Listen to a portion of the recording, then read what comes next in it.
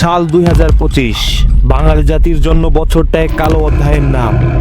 ফেব্রুয়ারি থেকে মার্চ চারদিকে খুন, লুট, চুরি, ডাকাতি আর ধর্ষণ।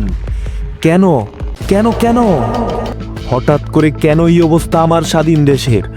মাগুরার আসিয়া থেকে শুরু করে শত শত আসিয়া আজ কেন এই নির্যাতনের শিকার? কেন লুট হয় সাধারণ মানুষের কষ্টে অর্জিত সম্পদ? মাদারীপুরে কেন মসজিদে খুন হলো আপন দুই ভাই সহ 3 জন? কেন বাংলাদেশ? কেন? এবার আসুন কারণটা খুঁজি। দেশে নেই কোনো দলীয় সরকার, আর বিভিন্ন দলের নিজেদের মধ্যে রেষারেষি।